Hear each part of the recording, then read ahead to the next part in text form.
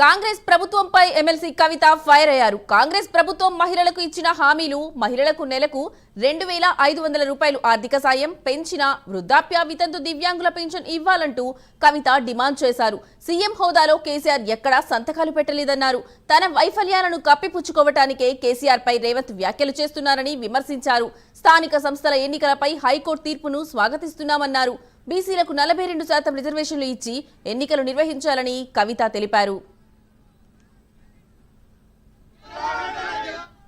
KCR regional Congress పార్టీకి తెలుసు కాబట్టే తెలంగాణ రాష్ట్రం వచ్చినటువంటి ఆ రాష్ట్రానికి ఇవాళ రేవంత్ రెడ్డి గారు ముఖ్యమంత్రి ఆయన. అది మర్చిపోయి కేసీఆర్ గారు దమ్ముంటే ఇక్కడ రావాలి అక్కడ రావాలని రేవంత్ రెడ్డి గారు మాట్లాడడం చాలా బాధాకరం. హుందాగా ప్రవర్తించాలి ముఖ్యమంత్రి గారు. అదే విధంగా తెలంగాణ ప్రజలందరికీ తెలుసు కేసీఆర్ గారు ఆయన కళలో కూడా తెలంగాణకు నష్టం చేయడు. ఆ నీళ్లు కావచ్చు, నిధులు కావచ్చు, ఇంకోటి కావచ్చు, ఏదైనా కావచ్చు, ఏ విషయంలో అయినా కేసీఆర్ గారు కళలో కూడా తెలంగాణకు నష్టం చేయరు. ఆ విషయం తెలంగాణ ప్రజలకు తెలుసు. ఈ ముఖ్యమంత్రి గారు రేవంత్ రెడ్డి గారు వచ్చినాకనే చంద్రబాబు నాయుడు గారిని పిలిచి ప్రజాభవన్ లో హైదరాబాద్ బిర్యానీ పెట్టి గోదావరి నీళ్లు గిఫ్ట్ ప్యాకెట్ కట్టి చంద్రబాబు నాయుడు గారికి ఇచ్చి పంపించింది రేవంత్ రెడ్డి గారే, కేసీఆర్ గారు కాదు.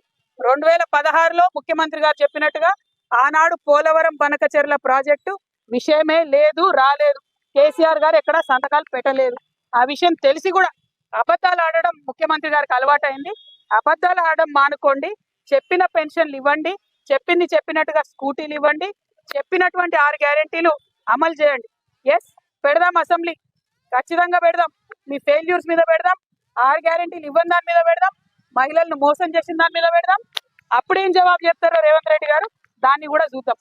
ముఖ్యంగా వృద్ధులకు 2,000 ఉన్న పెన్షన్ 4,000 చేస్తామన్నారు. వికలాంగులకు 4,000 ఉన్న పెన్షన్ 6,000 చేస్తామని చెప్పింది. మహిళలందరికీ కూడా నెలకు 2,500 రూపాయలు ఇస్తామని చెప్పింది.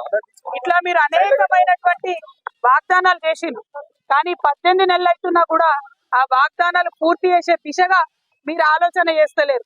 కాంగ్రెస్ ప్రభుత్వాన్ని వాళ్ళు నేను డిమాండ్ చేసేది ఒకటే, మేము ఇవాళ తెలంగాణ ప్రజలు, ముఖ్యంగా తెలంగాణ మహిళలు, సోనియా గాంధీ గారు గ్యారంటీ కార్డులు సంతకం పెట్టి ఇంటింటికి పంచిండ్రు, పేపర్లలో వేసిండ్రు, ఫ్రంట్ పేజీలలో అడ్వర్టైజ్మెంట్ వేసిండ్రు. అవి చూసి సోనియా గాంధీ గారి ముఖం చూసి నమ్మి కాంగ్రెస్ కి అధికారం ఇస్తే మరి మీకు ఓటేసినటువంటి మహిళలను మీరు మోసం చేసి, మీకు ఓటేసినటువంటి వృద్ధులను మీరు మోసం చేసి, మీకు ఓటు వేసినటువంటి వికలాంగులను మీరు మోసం చేసి, అందుకే ఇవాళ మేము వేల సంఖ్యలో పోస్ట్ కార్డులు తీసుకొని సోనియా గాంధీ గారికి మరి మేము పంపించడం జరుగుతూ ఉన్నది. దీంట్లో మేము ఒకటే రాసినాం, అమ్మ సోనియమ్మ, మీరు మీ రేవంత్ రెడ్డి గారిని, మీ ముఖ్యమంత్రిని ఆదేశించండి, తక్షణమే మాకు పెన్షన్లు ఇప్పించండి అని చెప్పి సోనియా గాంధీ గారికి రిక్వెస్ట్ చేసినాం. ఇంకా కూడా ప్రతి జిల్లా నుంచి, ప్రతి చోటి నుంచి కూడా పెద్ద ఎత్తున ఈ పోస్ట్ కార్డులు పంపుతామని కూడా మేము ఈ సందర్భంగా తెలియజేస్తున్నాం. ముఖ్యమంత్రి గారు తక్షణమే పెన్షన్లు విడుదల చేయాలని చెప్పి డిమాండ్ చేస్తా ఉన్నాం.